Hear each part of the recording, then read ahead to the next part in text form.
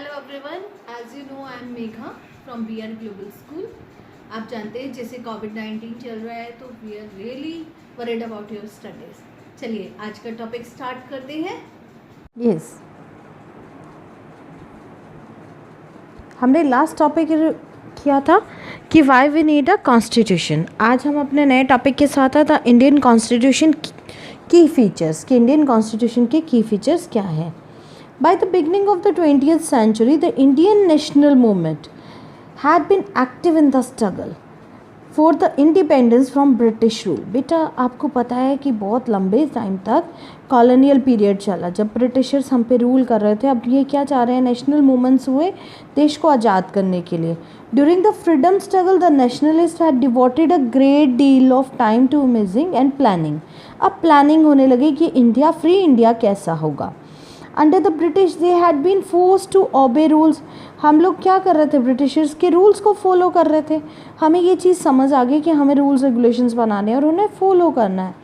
And had very little role in making the long experience of authority and rule under the colonial state convinced India that free India should be a democracy with everyone should be treated equally।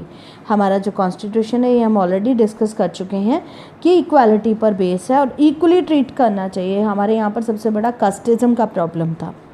And allowed to participate in government कि हर person का government के अंदर participation होना चाहिए, हर person का equal role होना ज़रूरी है।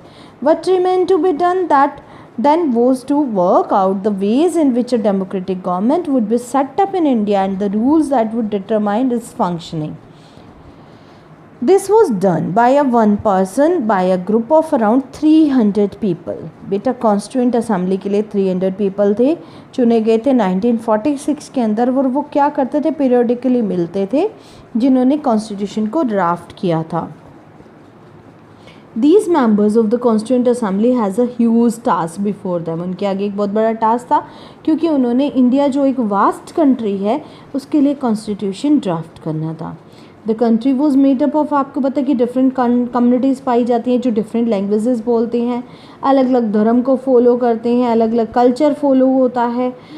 When the constitution was being written, India was going through considerable turmoil. उस टाइम पर एक तो सबसे बड़ा प्रॉब्लम चल रहा था कि पार्टीशन का। आपको पता है कि जैसे ही हम आज़ाद हुए हैं तो इंडिया और पाकिस्तान भी अलग अलग हो गए।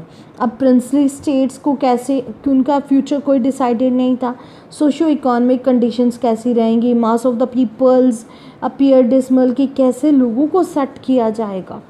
All of these issues played on the mind of the members of Constituent Assembly as they drafted the constitution। जो constitution draft कर रहे थे उनके माइंड में भी ये सारी प्रॉब्लम्स चल रही थी।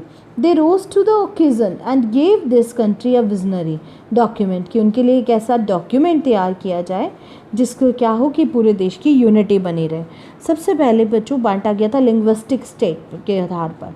लिंग्विस्टिक स्टेट क्या होता है कि जब हम एक से लैंग्वेज बोलने वाले लोग एक साथ रहते हैं। और सबसे बड़ा प्रॉब्लम इस टाइम पर क्या था, पॉवर्टी का था, उसको रेडिकेट करना था, ख़त्म करना था।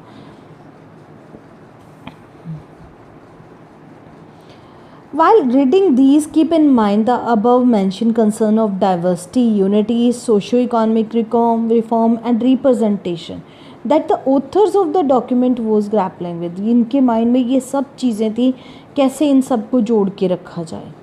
Try and understand in ways in which they tried to balance, किस तरह से चीज़ों के बीच में बैलेंस स्ट्रांगली बनाया जाए। पहला आता है फेडरलिज्म। फेडरलिज्म क्या होता है बेटा, संघवाद होता है कि कैसे गवर्नमेंट बांटती है पावर को। बेटा पावर का सिस्टम क्या है कि 3 हिस्सों में गवर्नमेंट की 3 टायर हैं। 3 टायर के अंदर क्या है कि जैसे सेंटर गवर्नमेंट, जिसे यूनियन गवर्नमेंट कहते हैं, स्टेट गवर्नमेंट, और 3rd टायर क्या रहा, पंचायती राज। इसमें गवर्नमेंट क्या करती है, अपनी पावर को डिवाइड करती है ताकि लोगों के लिए अच्छे से रूल किया जाए इफेक्टिव वे में और सिस्टम को अच्छे से स्टैब्लिश किया जाए। The vast number of communities in India mean that a system of government needed to be devised that did not involve only person sitting in the capital city of New Delhi। कि एक ही person ऐसा ना हो जो rule करे, उनके लिए बहुत अच्छे से डिसीजंस बनाए जाएं। इसके अलावा इनका ध्यान रखा जाए कि स्टेट्स के अंदर क्या होगा। यूनियन गवर्नमेंट आप जानते हैं कि सेंट्रल गवर्नमेंट होती है जो देश से रिलेटेड पूरे इश्यूज़ होंगे मनी से रिलेटेड अगर कोई भी रूल्स रेगुलेशन बनाए जाने हैं तो वो सेंटर गवर्नमेंट देखती है। स्टेट से रिलेटेड जितने भी वर्क होंगे उसको स्टेट गवर्नमेंट देखेगी। Thank you so much. अब आपने घर पे अपने नोट्स बनाने हैं, अच्छे से पढ़ना है, अच्छे से टॉपिक को रिवाइज करना है। So be at home, stay safe, stay healthy. Thank you so much.